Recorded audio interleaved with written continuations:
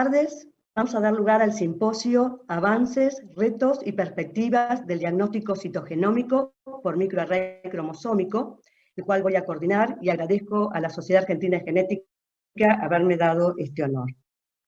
En el mismo serán enfocados varios aspectos de la raíz XH, los que nos permiten detectar variaciones del genoma a nivel de cambios en el número de copias, lo que llamamos copy number variations, que corresponden a microdeleciones o microduplicaciones, que los reconocemos como microarreglos cromosómicos, la interpretación y clasificación de variantes. También se considerará en este simposio la importancia y los avances alcanzados por su aplicación en la pesquisa clínica de patologías genéticas, especialmente en el diagnóstico de pacientes con alteraciones del neurodesarrollo, y también la importancia que ha servido como soporte para determinados resultados alcanzados por la citogenética clásica. La interpretación de la patogenicidad de las variantes a lo largo del mismo simposio vamos a ser demostrado que requiere la integración de recursos bioinformáticos, citogenéticos, junto con especialistas pediatras, neurólogos, genetistas clínicos, endocrinólogos y biólogos moleculares. Y es también importante considerar la realización de la solicitud del consentimiento informado para la realización de estos estudios. Son 4 expositoras. La primera es la licenciada Lucía Espeche, quien es profesional del laboratorio del Departamento de Diagnóstico Genético del Centro Nacional de Genética Médica de Lanlis Malbrán, quien nos va a hablar de aporte de la incorporación del microarray cromosómico al laboratorio de diagnóstico genético. En segundo lugar, la bioquímica Gabriela Zelaya, que es bioquímica del Laboratorio de Citogenética del Servicio de Genética y Laboratorio de Arrays XH, Unidad Genómica del Hospital de Pediatría Patricio Garrahan de Buenos Aires, quien nos va a hablar de microarray cromosómico, avances en el diagnóstico de enfermedades genéticas. A continuación, la bioquímica Bárbara Casali, es bioquímica del Centro de Investigaciones Endocrinológicas Dr. César Bergadá, dependiente del CONICET, de la Fundación de Endocrinología Infantil y del Hospital de Niños Ricardo Gutiérrez de Buenos Aires. También, a partir del fines del 2018, forma parte de la Unidad de Investigación Translacional de esta institución, en la cual pudo poner a punto la técnica de arrays. Ella nos hablará del diagnóstico citogenómico en el Hospital de Niños Dr. Ricardo Gutiérrez, modelo de atención en red para diagnóstico y asesoramiento genético en hospitales públicos de la Ciudad Autónoma de Buenos Aires. Y para finalizar, la bioquímica Florencia Cantarella, que pertenece al Laboratorio de Genética Molecular Diagnóstica de Genos Buenos Aires, nos hablará de análisis y clasificación de las CNV patogénicas halladas en el análisis de 1.600 pacientes. Les recuerdo a la audiencia que durante las exposiciones podrán escribir sus preguntas en el chat, las cuales serán contestadas cuando finalice este simposio, es decir, cuando finalice la presentación de las expositoras, y que también serán contestadas en la disponibilidad de tiempo posible. Muchas gracias, y le doy lugar a la licenciada Lucía Espeche.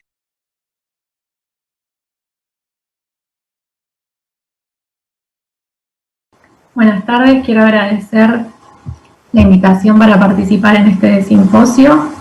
Para esta presentación seleccioné algunos ejemplos de casos de nuestro laboratorio para ilustrar las ventajas de la incorporación de esta tecnología al diagnóstico genético. En la consulta de genética postnatal, muchas veces las características fenotípicas del paciente no guían al médico en la sospecha diagnóstica a una entidad génica o cromosómica determinada. Es por eso que generalmente el primer paso es un análisis genético global.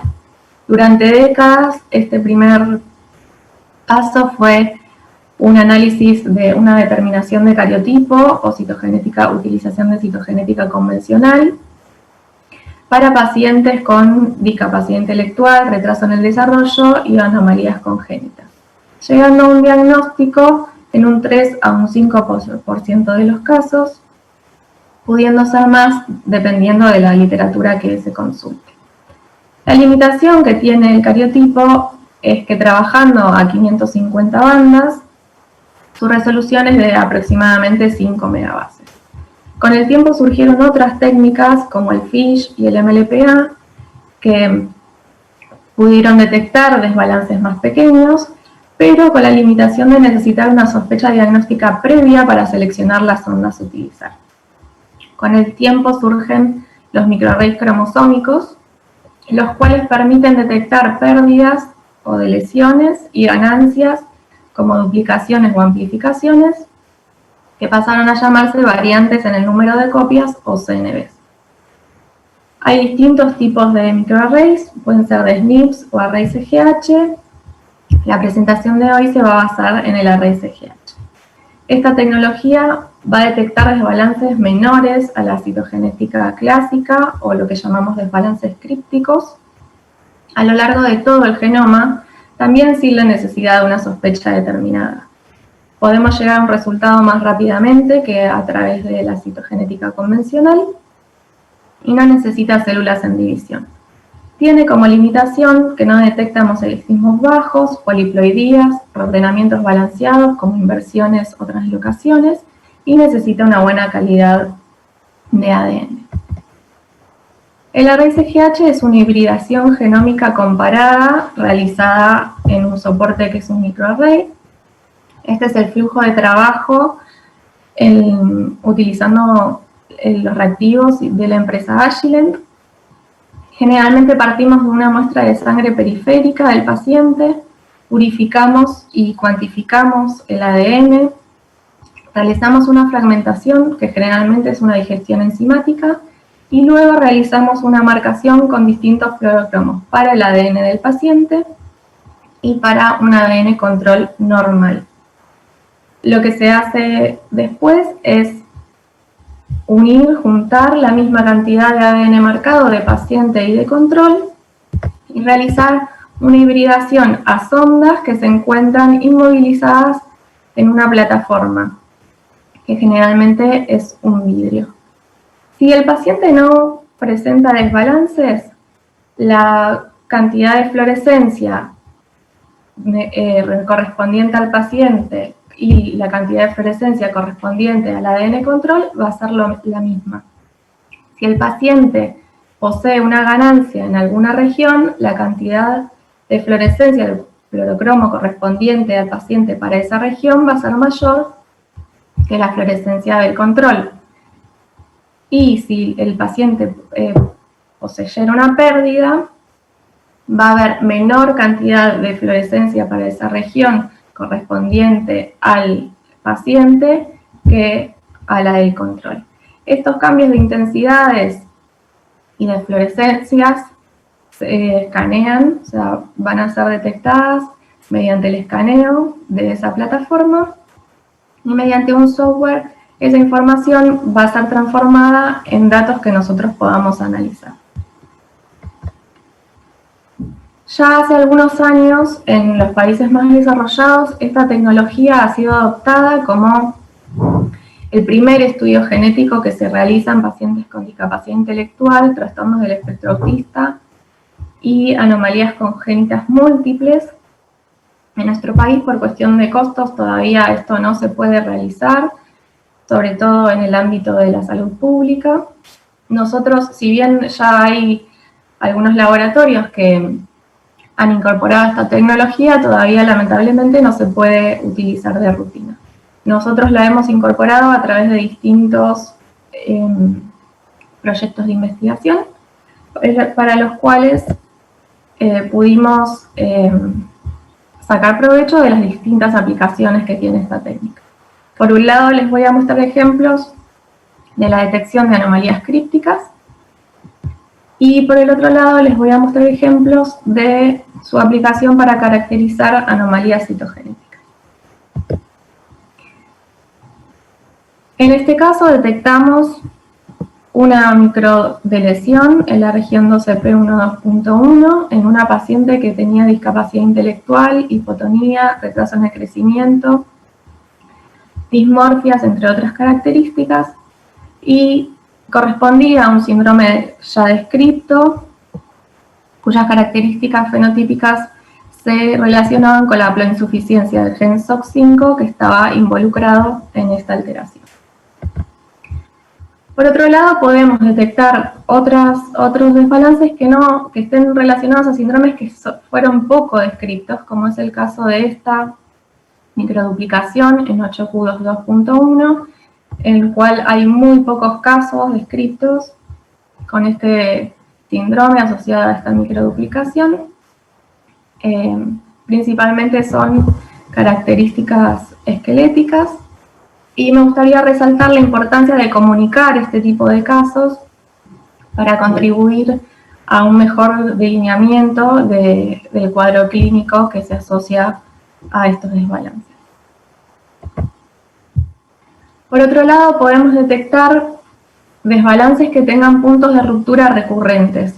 Esto se da debido a su mecanismo de formación, y por ejemplo, en este caso, detectamos una delesión de una región de 1,4 megabases, que es el tipo, son delesiones del gen NF1 de tipo 1 en el cromosoma 17, que se asocia a neurofibromatosis. Entonces, a veces detectamos alteraciones que siempre tienen el mismo punto de ruptura, siempre, ¿sí?, debido a su mecanismo de formación. Pero en otros casos, los puntos de ruptura no son siempre los mismos, y entonces tenemos, por ejemplo, este ejemplo del síndrome de lesión 1p36. Este es un paciente que detectamos esta lesión, y acá, como podemos ver, acá tenemos el cromosoma 1, la región subtelomérica del cromosoma 1, y esta región está ilustrada acá con, esta sería la banda 1p3633, y esta sería la banda 1p3632. Estos tres distintas barras de colores corresponden a tres pacientes diferentes, en el cual en este paciente se detectó una lesión de esta longitud, en esta región.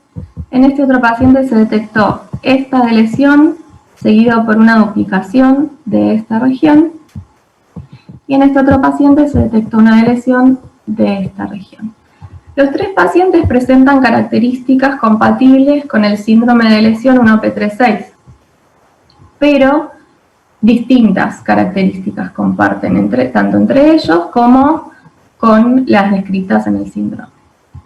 Y así como para este síndrome y para varios otros, se hicieron estudios en los cuales se evalúa con las características fenotípicas y clínicas de los pacientes y los puntos de ruptura que tienen los diferentes desbalances, las regiones críticas que dan lugar a las diferentes características que presentan estos pacientes, ¿sí? Entonces, por ejemplo, puede detectarse la región crítica de la cardiopatía presente en un síndrome, o la región crítica para la presentación de determinadas dismorfias faciales.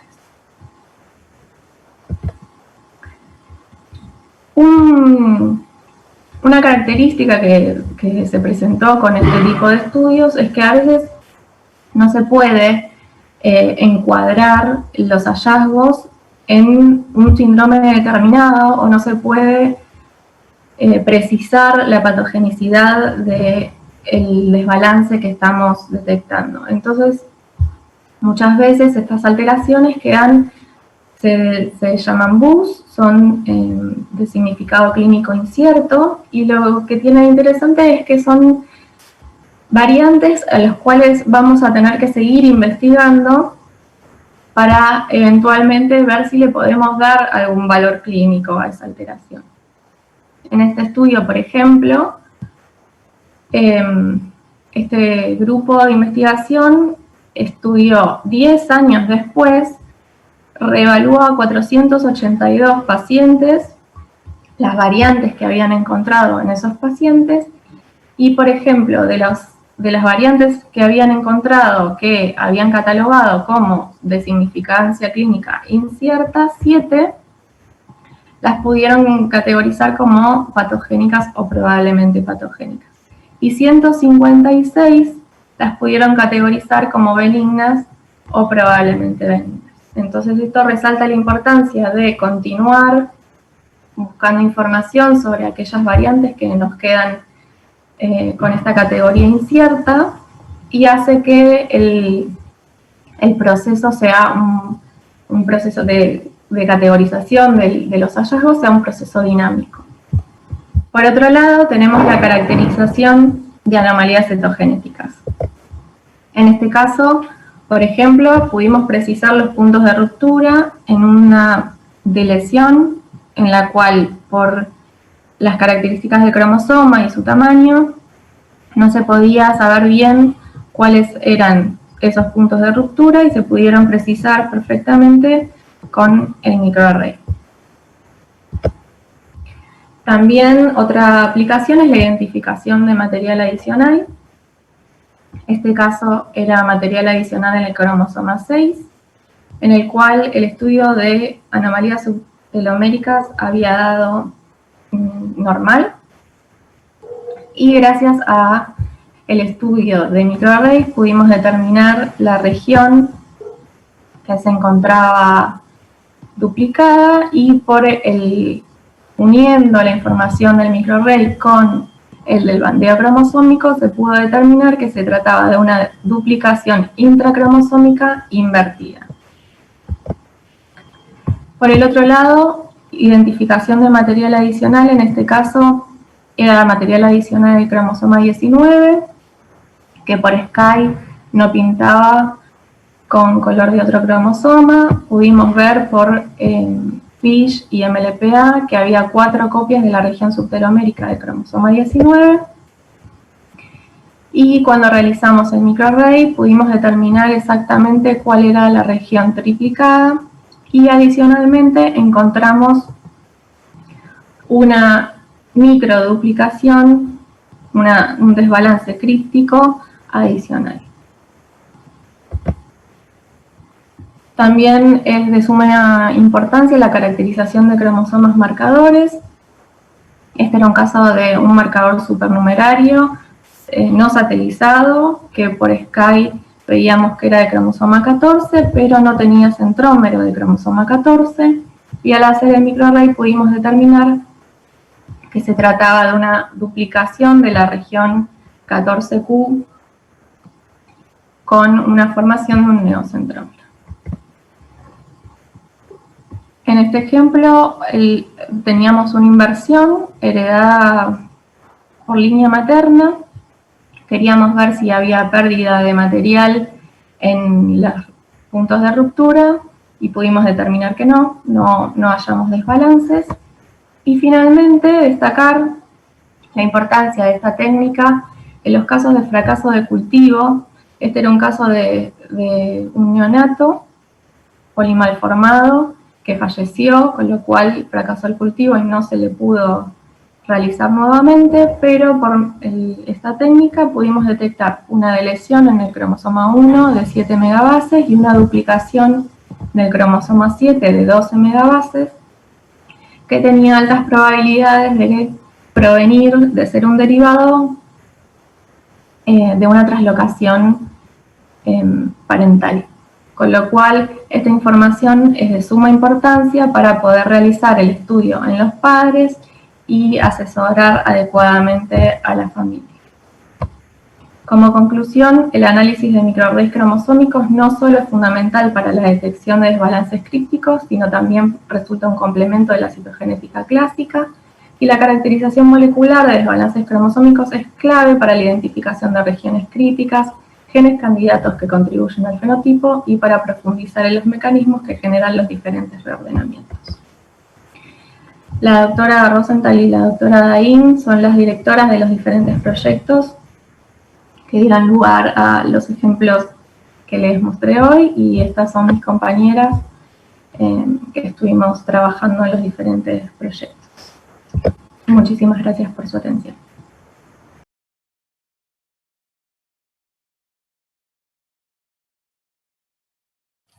Bueno, buenas tardes. Mi nombre es Gabriela Celaya y en primer lugar quisiera agradecer a la doctora Graciela del Rey por invitarme a participar en este simposio sobre microarray cromosómicos. Creo que puede ser muy interesante para todos compartir la experiencia que estamos desarrollando cada uno de nosotros en nuestros centros, en mi caso particular en el Hospital de Pediatría Garrahan.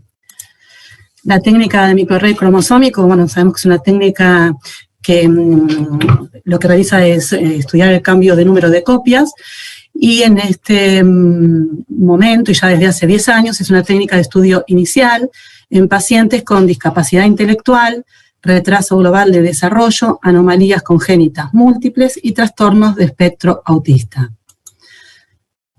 Con respecto a las técnicas de diagnóstico genético, hace muchos años que se están realizando. Desde el año 70 comenzó con el cariotipo en sangre periférica, el cual tiene un rendimiento diagnóstico bajo, entre 3 y un 5%, si no tenemos en cuenta los pacientes con anomalías cromosómicas numéricas, como el síndrome de Down u otros conocidos.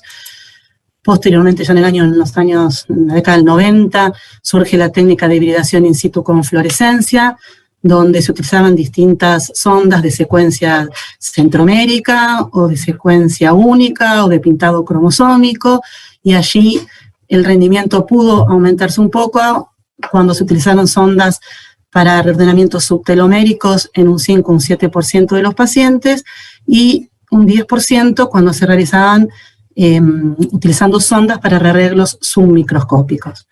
Posteriormente surge también la técnica de MLPA, también para detectar este tipo de rearreglos, y el rendimiento diagnóstico no aumentó mucho, solamente, y el salto se produce en realidad cuando surge la técnica de array CGH, donde el rendimiento diagnóstico pasa a ser de un 15 a un 20%. En este caso vamos a estar detectando con una resolución que va a depender del número de sondas utilizadas, y el indicado para hacer un estudio de diagnóstico clínico es una plataforma que tenga entre 5 y 20 megamases en regiones de interés del genoma, es decir, donde hay genes OMIN conocidos o regiones de microduplicación y microdeleción, y entre 150 y 200 kb en el resto del genoma, de manera de poder detectar patologías nuevas. Entonces nosotros acá lo que vamos a detectar, como decía anteriormente, son cambios en número de copias, analizando el genoma completo, igual que lo que hacíamos con el cariotipo, pero con una resolución muy superior. En el Hospital Garraham, el diagnóstico genético comenzó en el año 1989, cuando se incorporó al hospital el laboratorio de citogenética. En el año 1994 comenzó el laboratorio de biología molecular. Luego, en el año 2014, a través de un subsidio de FONARSEC, se comenzó con la creación de la unidad de genómica, que se terminó de desarrollar en el año 2015, que contiene o consta de un laboratorio de extracción de ácidos nucleicos centralizado, un laboratorio de NGS, un laboratorio de PCR digital, el laboratorio de array, donde trabajamos y estamos a cargo del mismo la doctora María Eugenia Foncuberta, que es bióloga molecular, y yo que soy citogenetista, y en forma conjunta con la doctora Angélica Moresco, que es quien hace el asesoramiento genético a las familias. También esta unidad genómica consta del laboratorio de bioinformática y un servidor Garraham. A partir de fines del año 2016, nosotros recibimos el equipamiento para poder poner a punto la técnica, el escáner, el horno, etc. Y a partir del año 2017 comenzamos a hacer los primeros estudios en el laboratorio de array. Entonces, como les decía, desde febrero de 2017 a julio de este año, 2020, nosotros pudimos estudiar 140 pacientes. O sea, hay 140 pacientes que tienen hecho el array CGH o cariotipo molecular. Si bien, como yo decía antes, la técnica gold standard o técnica inicial es esta para todos los pacientes, nosotros estamos limitados a realizarlo en todos ellos por una cuestión económica, simplemente. Nosotros en el laboratorio de citogenética procesamos entre 80 y 90 linfocitos por mes, y no tenemos disponibilidad para hacerle a todos esos pacientes el array, ¿sí? Solamente podemos realizar en este momento, por razones económicas, 8 pacientes por mes. Entonces, todos los pacientes a los cuales le hicimos el array ya tenían un cariotipo previo. 41 de los cuales tenían un cariotipo patológico, y el array fue realizado con la intención de poder caracterizar, por ejemplo, cromosomas marcadores detectados en alguno de estos pacientes, para poder caracterizar segmentos adicionales o inserciones, o poder precisar los puntos de una determinada duplicación o una determinada inserción detectada en el cariotipo. En 99 pacientes que tenían cariotipo normal, o sea, de estos 140 teníamos 41 con cariotipo patológico y 99 con cariotipo normal.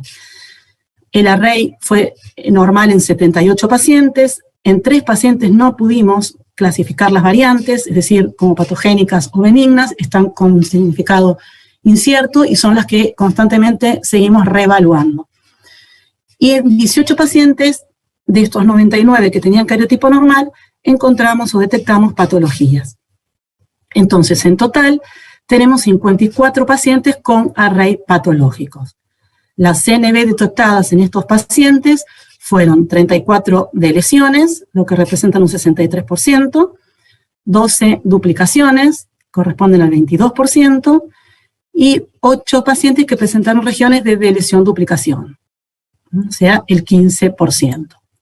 Entonces, de estas 54 pacientes con array CGH patológicos, los tamaños oscilaron entre 0.008 megabases, o sea, una lesión muy pequeñita que abarcó 3 exones del gen DIRCA1, que es un gen asociado con discapacidad intelectual, y la más grande que encontramos, que por supuesto ya ha sido detectada por citogenética, fue de 28.7 megabases.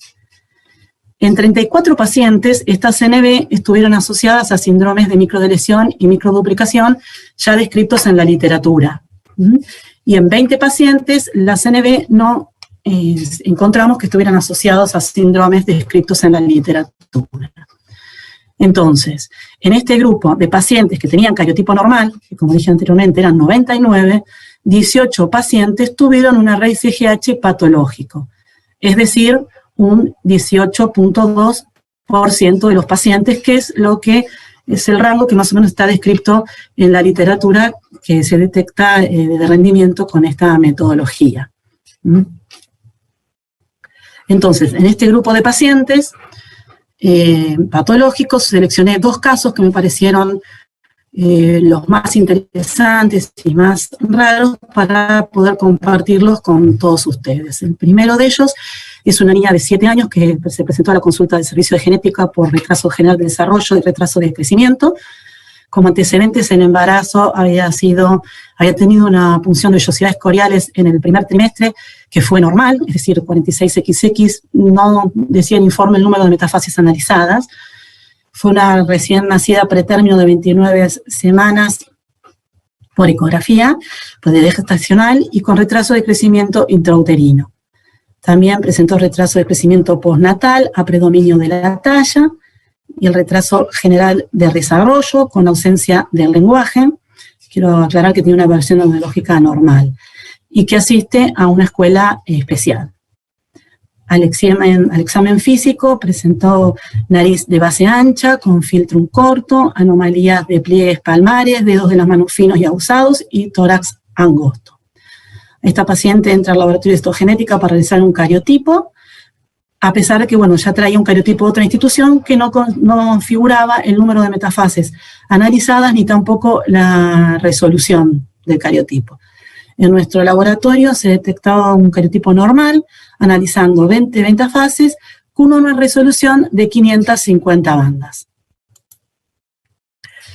Cuando se decide entonces hacer la técnica de array, nos encontramos con que esta paciente presenta una lesión grande de 18.33 megabases, lo cual fue una alerta y un llamado importante para nosotros, debido a que, el cromosoma 20, no aclaré que la lesión, encontramos una lesión en el brazo largo del cromosoma 20 en la región Q11.21, Q13.13, de 18 megabases, que es una región muy grande, que debería haber sido detectada por la técnica de citogenética, sobre todo, además, considerando que el cromosoma 20 es un cromosoma metacéntrico y pequeño.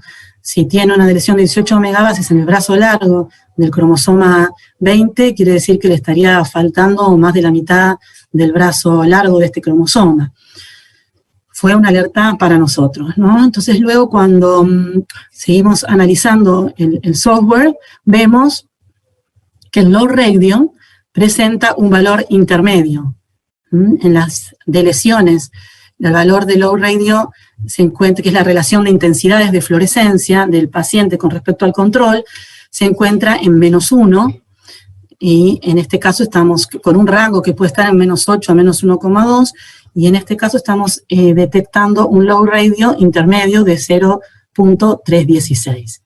Estos valores intermedios de low radio indican en un array que estamos ante la presencia de un mosaico. Entonces, se informa como una deleción de 18.33 megabases en el brazo largo del cromosoma 20, comprendido entre las bandas Q11.2, 13.3, la ubicación genómica donde se produce esta deleción, y acá colocamos este símbolo que indica que hay dos líneas celulares, una línea normal y una línea con un único número de copias.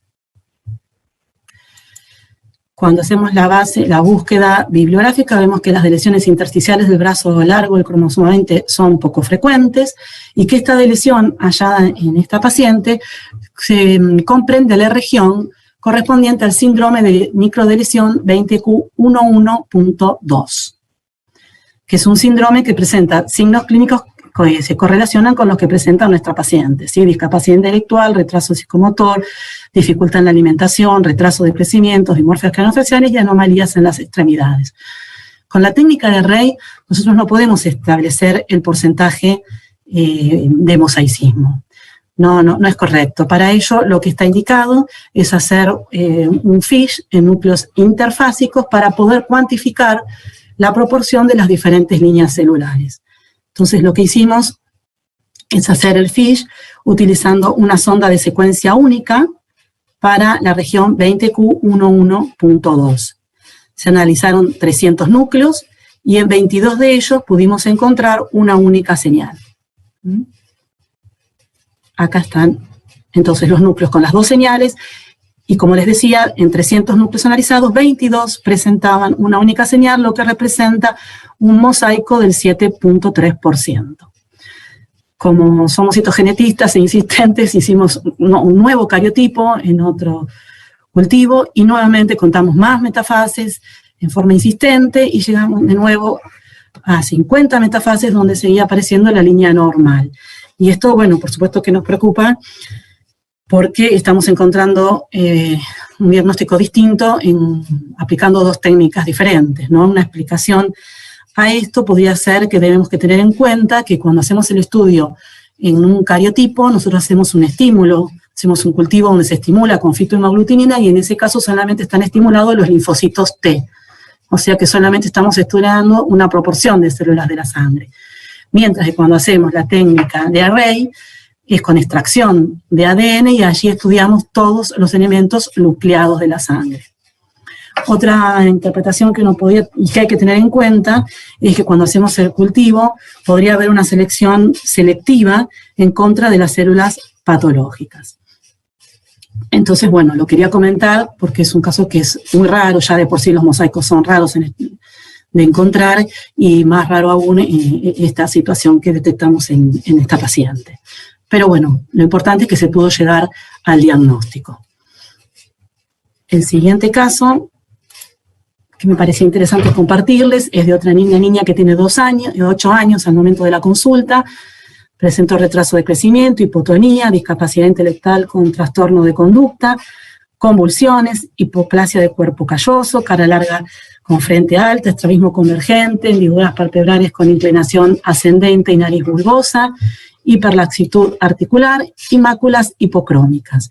Se realizó el cariotipo, como siempre, con una resolución de 550 bandas, y dio un cariotipo normal en 20 metafases. Se decide entrar la paciente para array, y allí detectamos una microdeleción en el brazo largo del cromosoma 17, en la región Q21.31, de 420 megabases. Esta microdeleción se asocia al síndrome de Cullen-Debris. puede producirse este síndrome por mutaciones puntuales en el gen CANS-L1, pero la mayoría de los pacientes presentan una microdeleción que oscila entre los 380 y las 600 kilobases. Lo importante y lo que yo quería recalcar en esta paciente es que esta microdeleción se produce en una región del genoma que tiene una arquitectura genómica compleja. Esto es porque esta región está flanqueada por low copy repeats, que son variables en la población y que se encuentran 3 haplotipos. Entonces es muy complicado el análisis de esta región del genoma, ¿sí? De hecho, cuando nosotros comenzamos a hacer la búsqueda, y mismo en nuestro software nos está marcando que en esta región, incluyendo al gen CANS1, aparecen varios pacientes en la DGB, que es la base de datos de la población general, donde se detecta que es una variante común, justamente por estos haplotipos que les comentaba. Entonces, en esta imagen podemos ver, esta es una imagen del paper del doctor Cullen que describió el síndrome, donde él acá en las líneas negras grafica a los pacientes descritos con esta microdeleción de 17q21.31, y podemos ver que abarca varios genes, siendo el gen importante y asociado a la patología el gen CANS-L1. Con las barras rojas, verde y azul, lo que está marcando es las regiones polimórficas que están rodeando, flanqueando a esta zona, que incluso están estos low copy repeats en el promotor y en el exón, en la región 5' del primer exón del gen CANS-L1. Incluso uno de estos haplotipos tiene una duplicación con inversión que provoca la inactivación de algunas regiones del gen. Entonces, cuando el array lo va a leer, lo interpreta como una deleción o una duplicación en esa región, dependiendo de si el gen, si el ADN del control lo tiene o no a esta variante. Por eso decía que es muy importante prestar atención y mirar detenidamente cuando se encuentra una deleción en esta región de la zona involucrada, ¿sí? Porque los 3 primeros exones delecionados de este gen, del gen CANS1, no son suficientes para asociarlos al síndrome de microdeleción 17q2131 o también conocido como síndrome de Cullen-de-Vries. Acá es una imagen del paciente que le estaba comentando en este momento, donde pudimos asociarlo con el síndrome, y en esta marqué otros 3 casos que tuvimos en el laboratorio que están muy próximos, muy próximos, y que complicaba la interpretación de la variante. ¿Sí? Esto es una región que es un desafío cuando aparece este tipo de variantes en esta región del array. Bueno, creo que tengo 2 minutos más nada más. Quería, mostrarles que este paciente se asocia a este síndrome, que en la gran mayoría de los casos presentan hipotonía neonatal, retraso del desarrollo, discapacidad intelectual y dismorfias faciales, pero también pueden aparecer otros síntomas en otro grupo de pacientes. También quería comentarles, ahora lo voy a hacer muy rápido porque no me da el tiempo, de que tenemos hechos estudios colaborativos con otros laboratorios, donde fueron detectadas variantes por NGS, y por medio del array pudimos detectar y confirmar esas variantes. No las voy a comentar en este momento porque no me da el tiempo, y acá quería marcarles que tenemos distintas técnicas en el hospital que podemos usar y aprovechar cada una de ellas, la citogenética molecular y genética molecular, donde lo que tratamos de hacer es seleccionar la técnica más apropiada para el diagnóstico del paciente según el cuadro clínico, y muchas veces tenemos que complementar cada una de estas técnicas. Ahora, también quiero decir que el microarray cromosómico en nuestro hospital tuvo un alto impacto para definir, diagnóstico, para reducir estudios complementarios, para establecer pronóstico, para adecuar un tratamiento y brindar un correcto asesoramiento genético. y comentarles que, sí, bueno, yo estoy haciendo la charla en este momento, pero detrás de todo esto hay muchas personas trabajando en el laboratorio de citogenética, en el laboratorio de biología molecular, las médicas genetistas, la unidad de genómica, laboratorio de secuenciación de Sanger y el laboratorio centralizado de extracción de adeno, que forma parte de la unidad de genómica. Hacer una mención especial a la doctora Lilen Cherkov, que desde hace un tiempo no está con nosotros, pero que fue quien comenzó con otras muchas personas a lograr la formación de la unidad de genómica que hoy tenemos en el hospital. Muchas gracias.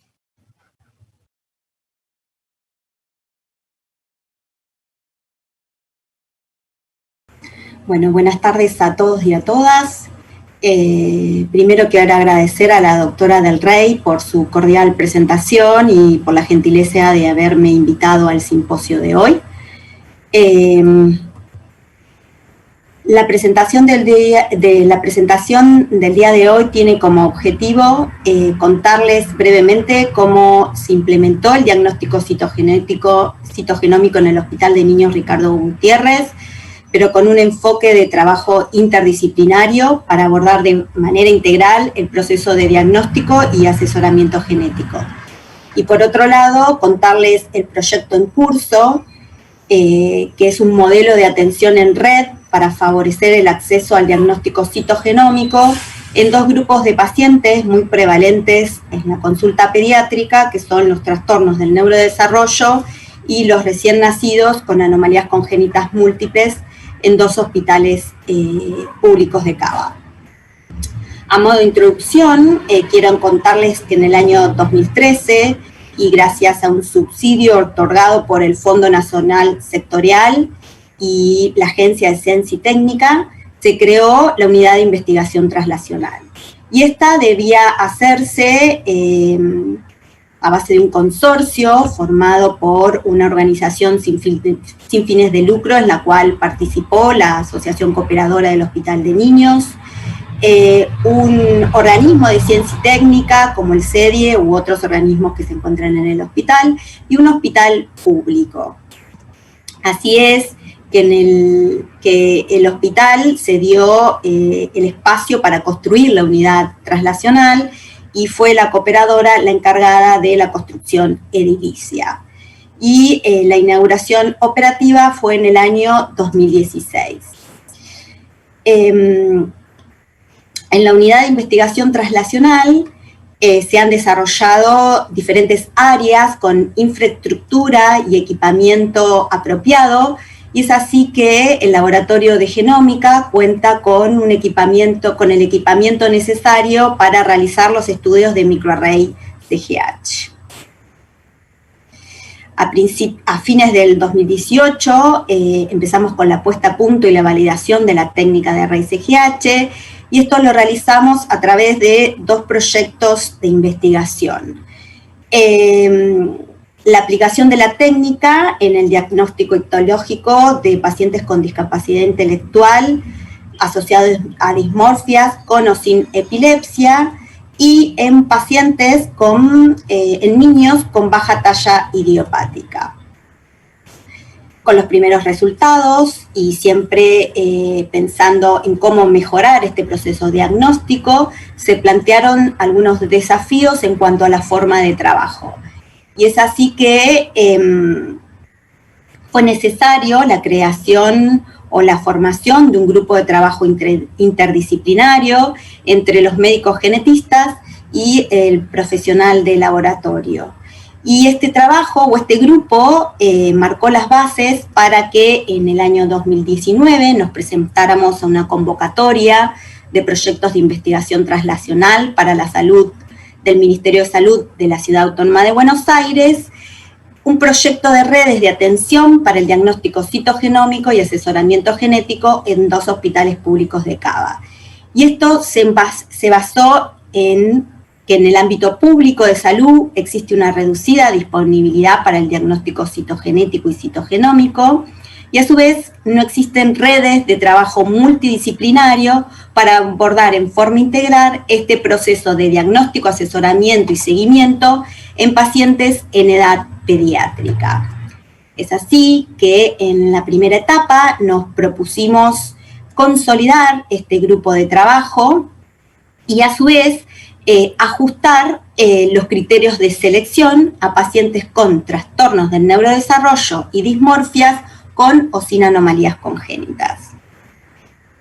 ¿Y cómo lo hicimos esto? A través de reuniones periódicas con los actores claves en los cuales se debate en forma conjunta qué pacientes se van a estudiar. Se diseñaron manuales operativos en los cuales se detalla en forma completa el funcionamiento de la red, se detallan las actividades y los circuitos operativos. Esto tiene un impacto en la organización del trabajo y en la sistematización del proceso, permitiendo circuitos operativos fluidos. A su vez, se diseñó una ficha clínica de admisión de pacientes, en donde se detalla toda la información clínica recaudada. Esta ficha clínica tiene la particularidad y fue diseñada de tal manera que los datos que uno carga directamente se transfieren al archivo codificado, a un archivo codificado o base de datos. Y otra característica que tiene es la incorporación de la numeración HPO o Human Phenotype Ontology, que proporciona un vocabulario estandarizado de las anomalías congénitas. Y a su vez, como le comenté, el diseño de una base de datos Access, diseñada con el fin de recaudar toda esta información, esta gran cantidad de datos en forma ordenada, de manera que resulte eficaz el análisis de la información clínica y el resultado de los estudios de los pacientes, y además permite el seguimiento de la red a través de distintos indicadores. En esta imagen podemos ver en forma gráfica cómo funciona el circuito operativo completo, desde la detección del niño con trastorno del neurodesarrollo hasta su asesoramiento genético familiar.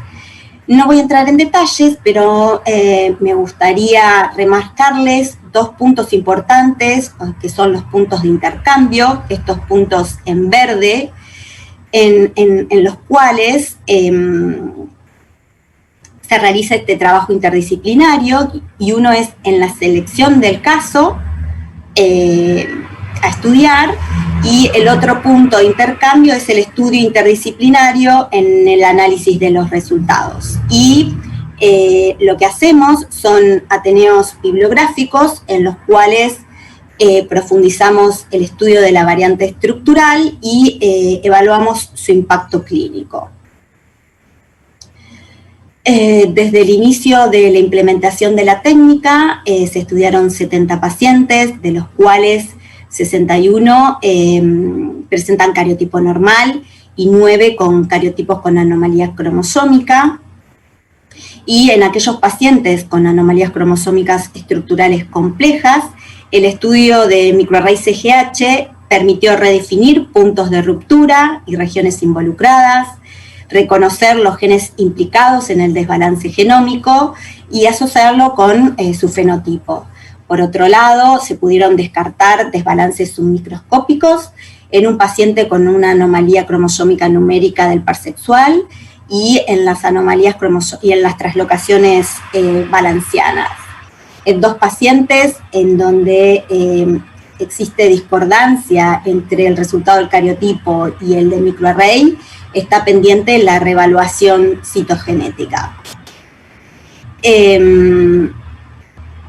En 45 pacientes no se detectaron desbalances genómicos con el formato de array CGH que empleamos, de 8×60K, y en 16 pacientes observamos variantes estructurales, de las cuales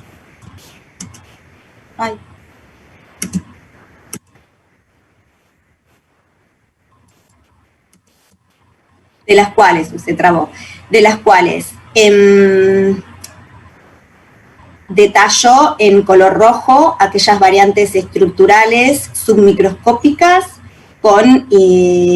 clasificadas como patogénicas.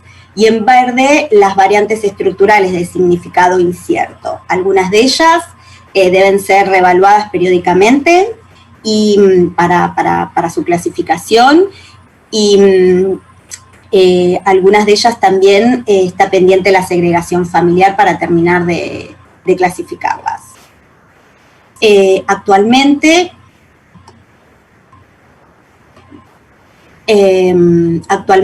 estamos trabajando con la red o el nodo de la maternidad Sardá para el diagnóstico citogenómico y el asesoramiento genético en recién nacidos con anomalías congénitas múltiples. Como ustedes saben, las anomalías congénitas tienen una prevalencia global de un 3 a un 5% en los recién nacidos, constituyen la segunda causa de mortalidad infantil. Se sabe que alrededor del 5% las causas son desconocidas y entre un 20 y un 30% de los casos los estudios citogenéticos fracasan. Estos son los motivos por los cuales es importante realizar el diagnóstico citogenómico como primera línea de estudio, ¿sí? Y cómo venimos trabajando con la maternidad Sardá de la misma manera que en el hospital, realizando reuniones periódicas con los actores principales, debatiendo qué pacientes estudiar, y es así que ya tenemos seleccionado los primeros pacientes para hacerle array-CGH. En esta diapositiva les muestro el grupo de trabajo con los referentes de la maternidad Sardá y los referentes del Hospital de Niños, y quiero dejar como mensaje para llevar a casa en cuanto al proyecto, que el mismo facilitará el acceso al diagnóstico certero y oportuno en pacientes con trastornos del neurodesarrollo y en recién nacidos con anomalías congénitas múltiples. Permite la realización de estudios de alta complejidad en forma centralizada para optimizar los recursos en el área de genética. Establece las bases de un trabajo interdisciplinario y sistemático. A su vez, estamos convencidos que es fundamental que los ámbitos especializados contribuyan a generar circuitos referenciales que favorezcan el acceso a estos pacientes al diagnóstico y el asesoramiento genético.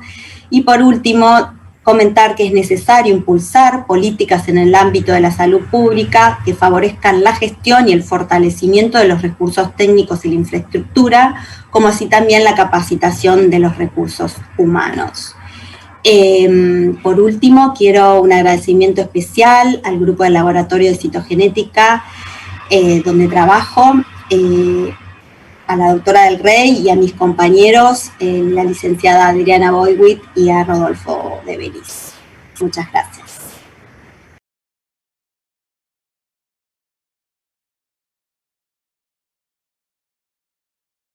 Bueno, hola a todos, yo soy Florencia Cantarella, soy bioquímica y trabajo en el área de genética molecular del Instituto Genos.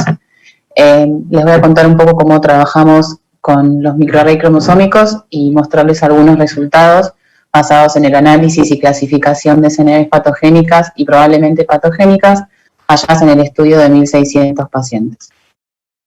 El microarray cromosómico es una metodología de hibridación genómica comparativa basada en arrays o microarreglos que permite el análisis de un gran número de alteraciones genéticas, tanto de ganancia como de pérdida, a lo largo de todo el genoma, en un solo test y con mayor sensibilidad que los métodos de análisis cromosómicos convencionales, como ser cariotipo o FISH. La historia un poco de los microarrays en Genos surge en el año 2012-2013, que fue cuando empezamos a buscar alguna metodología que nos permitiese incrementar nuestro poder diagnóstico en los pacientes que presentaban discapacidad intelectual con o sin anomalías congénitas. A mediados del 2013 ya teníamos seleccionada nuestra plataforma de Agilent, basada en hibridación genómica comparada. Habíamos decidido también utilizar los slides del Baylor College of Medicine, el cual nos permitió en ese mismo año viajar a hacer una capacitación para el fin del 2013 iniciar nuestra experiencia en microarrays en nuestro laboratorio. Bueno, un poco el workflow, el protocolo ya lo contó Lucía, pero lo que me parece importante comentar es que estos pacientes que analizamos en Genos estuvieron analizados con algunos de estos tres tipos de slides. tanto el 400K, el 180 y en el último tiempo el 60K. Bueno, la diferencia entre ellos reside obviamente en la cantidad de sondas y por lo tanto lo que se va afectada es su resolución. Va a haber distinta densidad de sondas en algunos genes, dada la versión. De todas maneras, en nuestra experiencia, el 60K, que en este caso sería el de menor resolución, nos ha resultado muy bien en cuanto al diagnóstico de pacientes con discapacidad intelectual.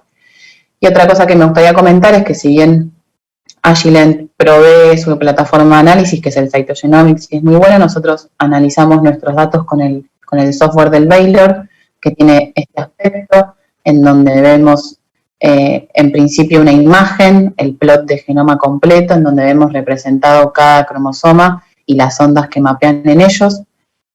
Abajo tenemos una tabla donde nos va a mostrar todas las NBs que detecta el sistema. En esta tabla podemos ver la ubicación exacta y específica de nuestras NB, podemos ver los genes involucrados, podemos ver si se trata de una ganancia o una pérdida. Tenemos este dato de fracción de mosaico, que es un cálculo matemático que hace el sistema, que está restringido a la muestra analizada y por supuesto no se puede extrapolar ni a otra muestra ni a otro tejido y no deja de ser una estimación. Y después tenemos los datos de mediana cantidad de sondas que nos van a dar una idea de cuán real es esa alteración.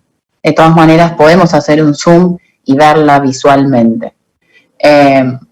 Ya hablando más de lo que es el análisis, este software nos provee un link directamente al UCSC, donde nos permite hacer un análisis exhaustivo de las bases de datos.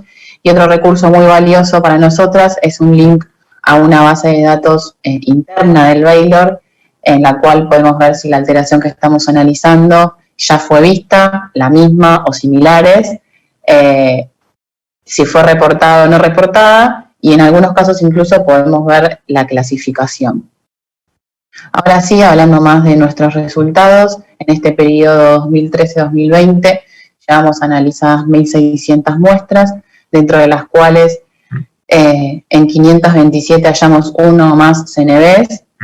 Algunos de ellos, en algunos de estos pacientes, las CNVs resultaron de significado incierto, probablemente benignas o benignas, y en 276 pacientes hallamos que las variantes eran patogénicas o probablemente patogénicas, pudiendo arribar a un diagnóstico en ellos. Dentro de estas variantes encontramos variantes cromosómicas grandes, algunas de ellas ya detectadas por técnicas citogenéticas, pero que bueno, era necesario el microarray para caracterizarlas, alteraciones más pequeñas, tanto de gen completo o de algunos pocos exones.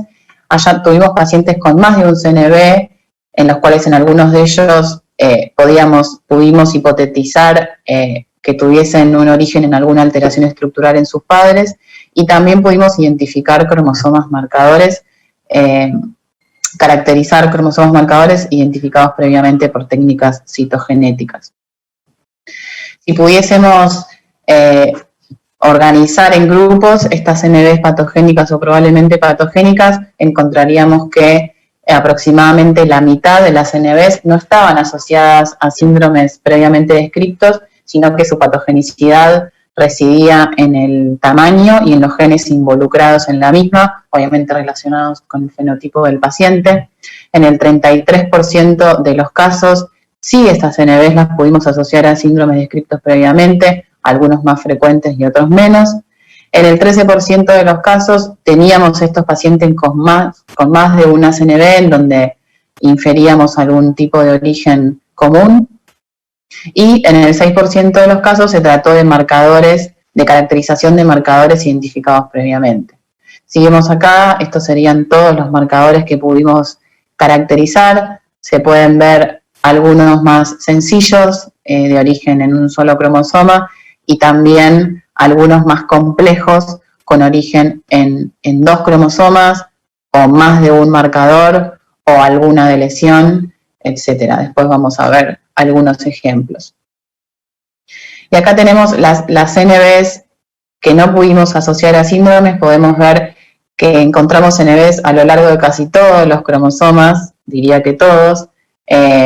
También observar que en algunos cromosomas tal vez las pérdidas o las ganancias son más frecuentes, como por ejemplo el 1, el 2, el 15, el 16, el cromosoma X, y en algunos tal vez menos, el cromosoma 19, el 11, el 4.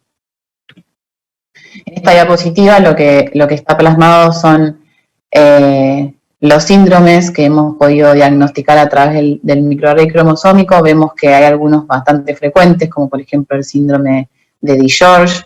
Esto nos planteó la incógnita de tal vez, con el devenir de estas nuevas tecnologías, se plantea la posibilidad de una variabilidad fenotípica que tal vez antes no era tan conocida. Es interesante mencionar que uno de estos casos de DiGeorge, la lesión había sido detectada por un algoritmo de CNVs en NGS, lo cual esa CNV tenía que ser chequeada por otra técnica, y así entró a nuestro protocolo de microarrays. Y después es interesante ver que encontramos algunos pacientes con síndromes monogénicos, como por ejemplo el síndrome de Mowat-Wilson, asociado al gen ZEB2, o al síndrome de KGB, asociado al gen ANKRD11.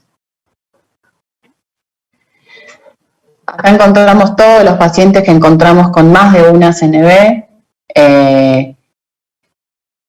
Podemos ver algunos donde asumimos o hipotetizamos que sería un posible derivado de una translocación balanceada en alguno de sus padres. Algunos pacientes también tenían cariotipo previo, en donde se había detectado ya un material adicional en algún cromosoma, como ser en este caso un AD de cromosoma 9 o un AD de cromosoma X.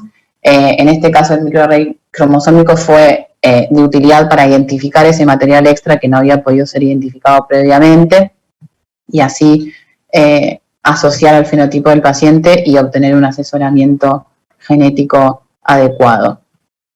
Ahora vamos a ver algunos ejemplos de todo esto que estuvimos viendo en las tablas. El primer caso que les voy a mostrar es un cromosoma marcador. Esta era una paciente, una nena, con un cariotipo 46XX más marcador. Cuando realizamos el microarray cromosómico, lo que encontramos fueron dos ganancias, una ganancia en la región telomérica del cromosoma 4 y una ganancia un poco más grande en el cromosoma 10. Nosotros inferimos que este cromosoma marcador podía estar conformado por estas dos ganancias en estos dos cromosomas, y cuando se realizan posteriormente los cariotipos parentales, lo que encontramos es que su papá tenía una translocación balanceada entre los cromosomas 4 y 10, y lo que esta nena heredaba como cromosoma marcador era el derivado 10 de la translocación de su papá. En este caso era un caso con más de un marcador. Recibimos esta paciente con este cariotipo, del cual lamentablemente no tenemos la imagen, pero esta nena tenía 3 líneas celulares, en donde una tenía 3 marcadores, uno de ellos probablemente en anillo, una línea celular con 2 marcadores y una línea con un marcador. Cuando hacemos el estudio de microarray, lo que encontramos es en primera instancia una ganancia en el cromosoma 4, una ganancia en el cromosoma 6, que si miramos estos numeritos de acá, créanme que esto me dice que esta porción de la alteración está 3 veces y esta porción de la alteración está 4 veces, por lo cual ese marcador ya tenía una configuración un poco más compleja, y una ganancia en cromosoma 13. Lo que nosotros reportamos es que gracias a la conjunción del estudio citogenético y a la información obtenida a través del microarray, podríamos determinar que los cromosomas marcadores tendrían origen en los cromosomas 4, 6 y 13, y sugerimos que con el fin de identificar el cromosoma marcador en anillo, se podría realizar la técnica de FISH utilizando sondas que mapeen en las ganancias mencionadas y cerrar el caso con todos los mecanismos involucrados. Por otro lado, es interesante ver los síndromes que pudimos diagnosticar. En este caso era una paciente de 2 años con retraso madurativo, con mucho fenotipo en sus ojitos, coloboma de retina e iris, retina anómala, microcórnea, aniridia parcial, hipoplasia de nervio óptico, microftalmia, A su vez también tenía retardo en la erupción dentaria, alteraciones cardíacas, agenesia de cuerpo calloso y demás. Y lo que encontramos en el estudio de microarray es una deleción del gen completo asociado al síndrome de Mowat-Wilson, el ZEB2, y que si hay un clínico en la sala me puede ayudar a decir que muchas de estas características que presentaba esta niña están descritas en los pacientes con síndrome de Mowat-Wilson. Este fue otro caso interesante en un paciente donde encontramos una deleción en la región 14q32.2, 14q32.3. Esta región tiene la particularidad de estar sometida a imprinting, es decir, tiene una expresión monoparental específica, por lo cual era importante saber en este caso el origen de la lesión para poder discernir entre qué síndrome iba a desarrollarse en este paciente. Por suerte en el laboratorio contamos con la posibilidad de hacer un MLPA metilación sensible para esta región y dado el patrón de metilación podemos concluir que la lesión era de origen paterno, o sea, símil, disomía uniparental materna, lo cual nos daría como consecuencia un síndrome de Temple que se caracteriza principalmente por bajo peso al nacer, retraso en el desarrollo, obesidad, pubertad precoz y baja talla. Por otro lado, ya no de gen completo, sino de pocos exones, tenemos las alteraciones génicas. En este caso se trataba de un paciente recién nacido con hipotonía, insuficiencia respiratoria, macrosomía, al cual le hallamos una deleción de 4 exones en el gen MTM1 relacionado a miopatía miotubular ligada al X, era un varón. Y lo que nos pareció interesante en este caso también es que en realidad la mayoría de los casos que se encontraban descritos estaban dados por mutaciones puntuales, entonces bueno, ir a buscar una deleción en este gen tal vez no hubiese sido el primer paso a seguir, y es importante tener el microarray y poder detectar estas alteraciones. Y por otro lado, otro caso de alteración génica fue la deleción de 4 exones también en el gen PDHA1, asociado a la deficiencia de piruvato deshidrogenasa.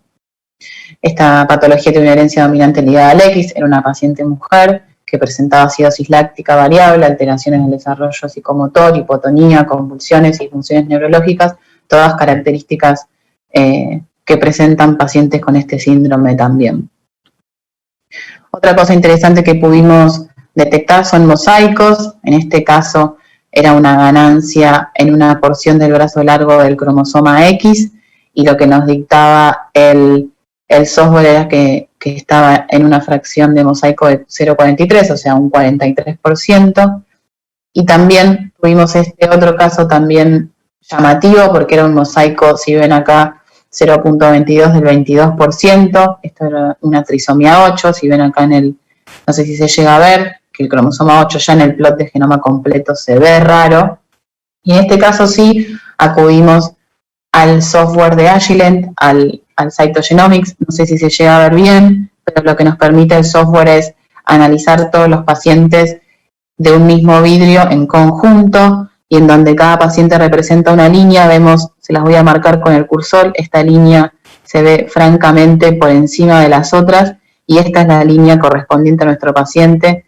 en esta fracción de cromosoma 8, lo cual nos dio aún más seguridad para reportar este mosaico.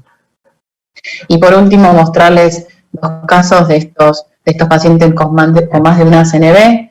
En este caso teníamos una ganancia telomérica en el cromosoma 17 y una pérdida telomérica en el cromosoma 14. En este caso nosotras creíamos que podía ser un derivado de una traslocación balanceada en alguno de sus padres, por lo cual también se sugiere un estudio citogenético parental, haciendo principal énfasis en estos cromosomas con el fin de detectar alguna traslocación o alguna alteración estructural en ellos. Y este es otro caso de un paciente con 2 CNVs, en este caso en el mismo cromosoma. En el cariotipo ya se había detectado solo la deleción, y cuando vamos a hacer el microarray cromosómico, en principio para caracterizar la deleción, encontramos que inmediatamente adyacente hay una pequeña ganancia con lo cual en este caso también se sugiere un cariotipo parental, prestando especial atención en el brazo largo del cromosoma 4, con el objetivo de detectar alguna inversión o alguna alteración estructural que pueda devenir en esta alteración en el paciente. Y bueno, como conclusión decirles que el estudio de SMA nos permitió detectar y caracterizar la alteración molecular causante del fenotipo y establecer el diagnóstico en estos pacientes con discapacidad intelectual y anomalías congénitas, lográndose no solo el diagnóstico, sino también el correcto asesoramiento genético de las familias implicadas. ¿Y por qué todas estas imágenes? Es porque me parece importante, como se vio a lo largo de esta presentación, el trabajo en equipo e interdisciplinario. Las técnicas no vienen a desterrar a las anteriores, sino a complementar.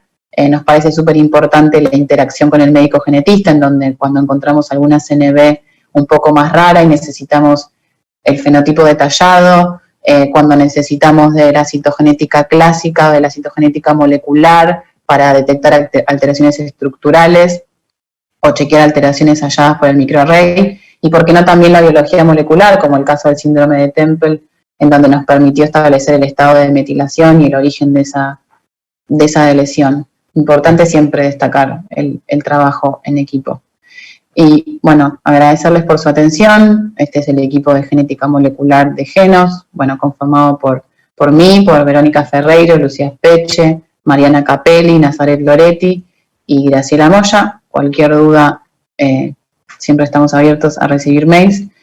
Y bueno, un chiste para relajar. Muchas gracias.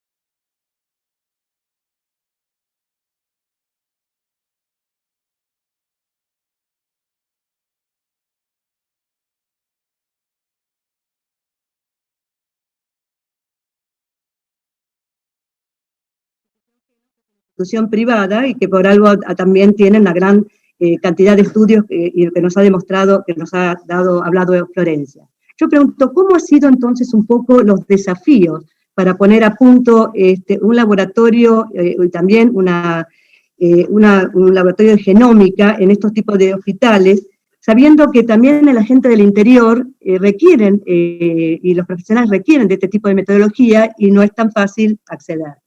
Entonces, si bien Bárbara nos contó un poquito con respecto a lo de la red, bueno, quisiéramos escuchar, tal vez vos, Gabriela, o Lucía, podrían comentarnos también un poco más.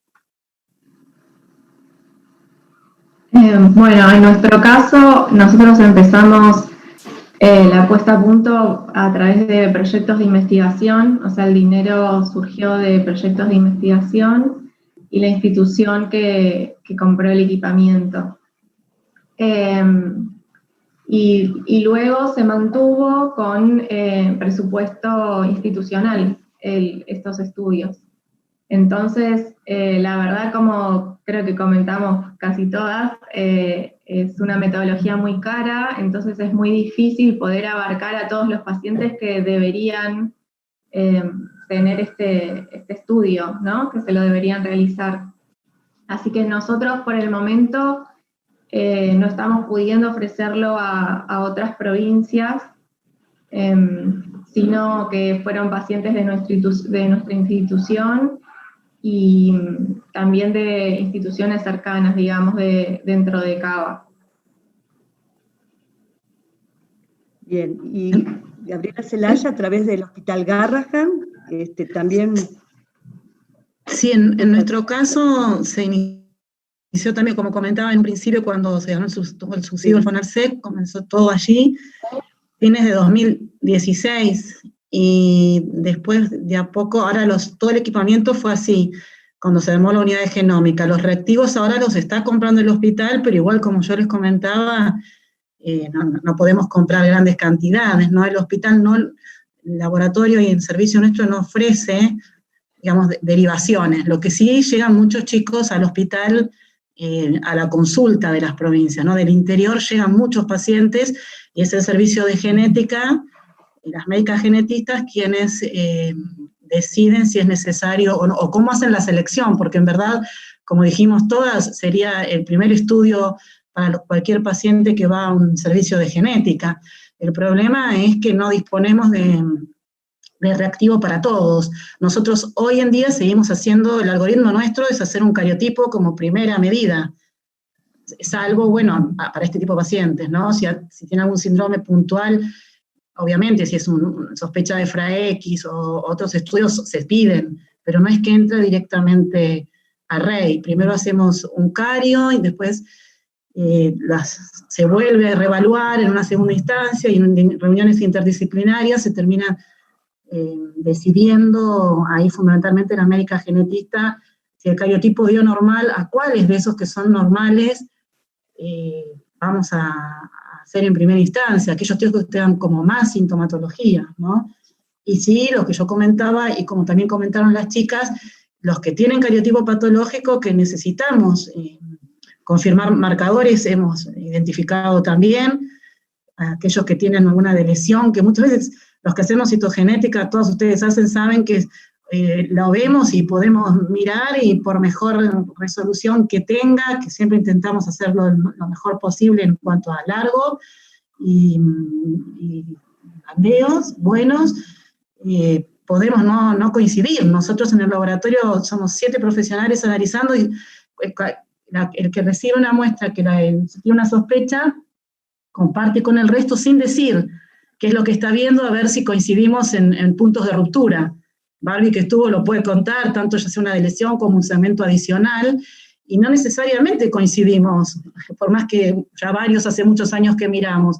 Entonces, tener esta herramienta para poder precisar exactamente la banda de lesionada o duplicada, y de ahí a través de eso llegar a los genes involucrados, es realmente muy importante, ¿no? Ojalá podamos tener más presupuesto y ampliarlo a más chicos, ¿no? Aunque cada vez se nos complica más, ¿no? Con el tema del dólar, Sí. Hoy en día el momento que vivimos. Claro, sí.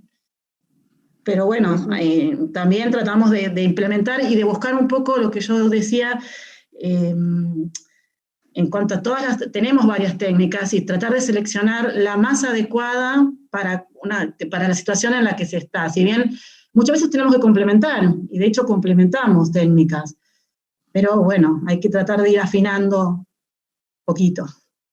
Sí, la situación está difícil, es verdad, y la metodología no es cara, y requiere insumos importados, lo cual se nos está dificultando mucho, me imagino, toda esta situación para ustedes que lo están realizando.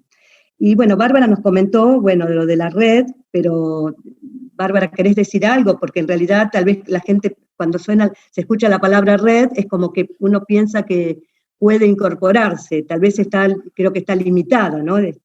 Sí, así es.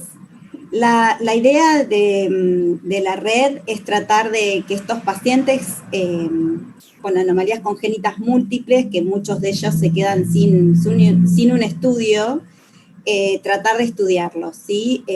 Pero en el ámbito público de gobierno de la ciudad, ¿sí? Arrancamos con la maternidad Sardá, hay un número de pacientes que vamos a estudiar, y bueno, vamos a ver los resultados, ¿sí? La idea es, el hospital el año pasado hicimos una compra de insumos, y bueno, estamos viendo la cantidad de lo que vamos a necesitar por año, porque realmente no todos los pacientes como primera opción le vamos a hacer un estudio de microarray. Así que, bueno, un poco en eso también estamos analizando. Y contando también, también está todo este lineamiento del análisis interdisciplinario y multidisciplinario en el hospital, tratando de evaluar la mejor estrategia diagnóstica dependiendo de la patología del paciente a analizar. No solamente con lo de Array, sino, bueno, en la unidad, en el laboratorio de genómica también las chicas hacen secuenciación de nueva generación, y hay muchos pacientes que vienen de diferentes sectores del hospital que se están analizando. Entonces, debatimos esto en distintas reuniones para evaluar la mejor estrategia diagnóstica, ¿sí? En base a la patología. Y bueno, así estamos trabajando, aceptando las bases, porque es algo que se tiene que llegar a un proceso y un circuito para que sea accesible a todos los pacientes que lo necesiten. Sí, vos mostraste las fotos de reuniones, de los grupos que se hacen de trabajo, en eso a veces yo también he podido participar, las líneas de trabajo a las cuales se están abocando. Sí, no es fácil y como decís vos, es verdad, se requiere también un equipo multidisciplinario donde haya aportes de muchas, también la parte que hace la parte de interpretación, requiere también un soporte. Y con respecto a, bueno, aprovecho, hay muchos agradecimientos y muchas felicitaciones, no hay preguntas todavía directas con respecto a alguna duda que haya surgido, pero felicitan a todas ustedes por las exposiciones que han dado. Y yo le pregunto a Florencia, que ha presentado una casuística muy grande que tiene de pacientes estudiados, si en realidad todos ellos son derivados directamente para hacer estudios de arrays o han tenido estudios previos, como es un poquito, a nivel privado creo que ya es otro tipo de enfoque, ¿no? Ya no son líneas de investigación y es muy entendible cuál es el servicio que están prestando. No, a nivel privado tenemos como un mix. Hay pacientes, nosotros contamos con un staff de médicos genetistas, por lo que hay pacientes que son seguidos en Genos desde el comienzo, que siguen un algoritmo también muy parecido, de primero un cariotipo, después un estudio de síndrome X frágil dependiendo del fenotipo y si no el array.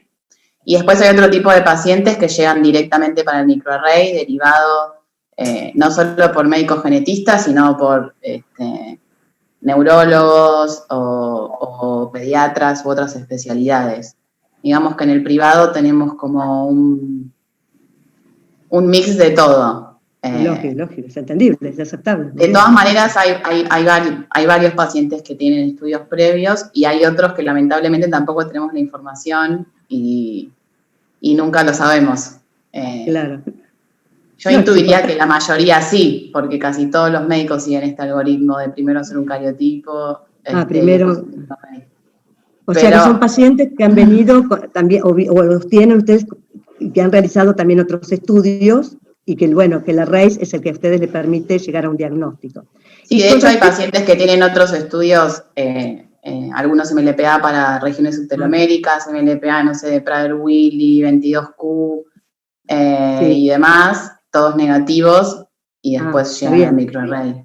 Está bien que lo aclares, porque eso es bueno saberlo, pero no es que es cuestión de hacerle a un paciente millones de estudios, si es posible llegar a un diagnóstico aunque sea con un MLPA, que para muchas patologías es muy importante. Sí, como decía Gabriela, cuando hay un fenotipo más dirigido, por ahí es más fácil hacer una técnica directa, y si no, bueno. Claro. Es decir, no es que se agote, no es agotar al paciente, sino lograr un diagnóstico, que eso debe ser lo primordial. Y en general, se dice que el estudio de arrays aporta como un 20% a lo que es la citogenética convencional. Creo que Gabriela dijo una cifra, dio un porcentaje prácticamente un 19 y pico %. En general, se mantiene este valor en los grupos de ustedes que hacen arrays, es decir, ¿el aporte ha sido realmente significativo? Sí. Lucía. Sí. Vos, Gabriela, lo comentaste. Vos también, Lucía, has mostrado también una casuística importante de casos patológicos, y bueno, realmente, o sea que es significativo el aporte de la RAIS con respecto a lo que es la citogenética clásica. Y a ver, una preguntita, a ver. Rédito diagnóstico. ¿Cómo? El rédito diagnóstico. Un rédito diagnóstico, tal cual. Sí, nosotros hubiera habido 18,2% de pacientes que se quedaban sin diagnóstico si no le hubiéramos podido hacer el array, porque ese 18% era de cariotipos normales. Después el rédito también de haber podido clasificar e identificar regiones que no podíamos de otra manera, y ahí tener los genes involucrados, ahorramos un tránsito gigante del chico de estar dando vueltas por diferentes servicios del hospital, con distintos estudios, ¿no? Y demás. Claro, eso es lo que no hay que...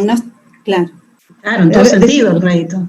Sí. El rédito de diagnóstico tal cual, como decís vos, Bárbara, eso tiene un valor tan grande que ahí está justamente la importancia. Sí, el valor está muy relacionado con los criterios establecidos de estudio. Claro. Sí, nosotros al principio, en el momento en que ajustamos esos criterios diagnósticos de inclusión, fuimos mejorando ese rédito diagnóstico, ¿sí? Claro, totalmente, sí. Es importantísimo, sí.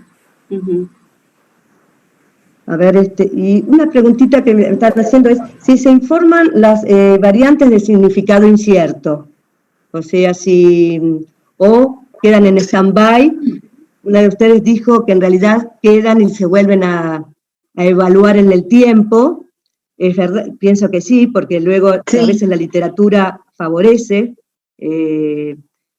Fuiste, creo que vos, Florencia, lo que lo comentaste, o en general no sé cuál es la metodología de ustedes, si se informan.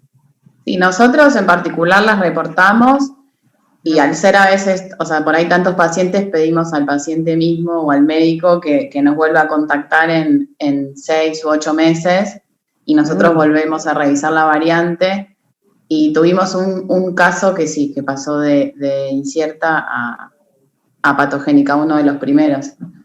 Pero sí, se reportan. Nosotros al menos las reportamos. Bueno, porque eso es una pregunta que cuando hay a veces simposios o webinars de arrays, yo noto que los médicos preguntan en general a los expertos si informan esas variantes. Bueno, está bien, es saberlo, cuál es el criterio, deben ser informadas entonces.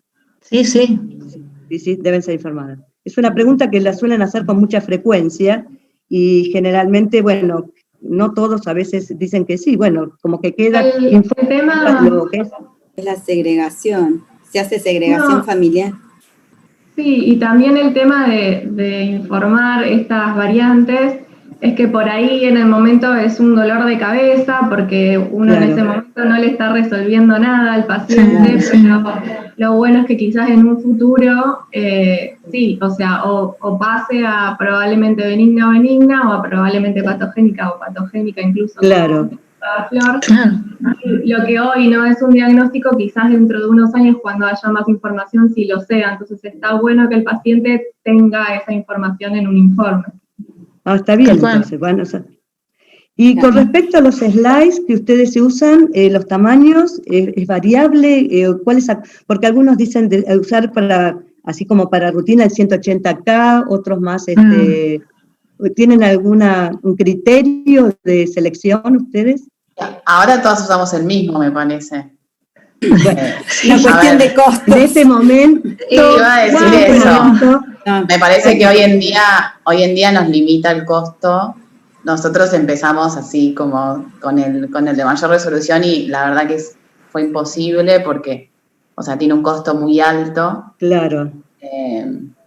Igual, como decía, tuvimos una buena experiencia, obviamente, con los de mayor resolución re buena, pero con el 60K de todas maneras es una buena experiencia. O sea, hicimos una comparación entre lo que habíamos detectado con los de mayor resolución y con el 60K, y no quedaban muchas alteraciones afuera. Algunas de estas génicas muy chiquititas, que por supuesto la resolución no da en el 60K, pero después no se perdía un gran porcentaje diagnóstico, eso. O sea, como que me parece importante aclararlo. Y hay trabajos, está documentada en la literatura, hay un trabajo del grupo de Tisano, España, y otro de Valespín, donde han hecho comparaciones con plataformas distintas, y ellos llegan a esa conclusión. Es lo que yo en un momento comentaba, que sugieren que para estudios rutina, digamos, ¿no? No hablemos de investigación ni un caso puntual, pero para la rutina de 8x60 está indicado y es útil, muy útil.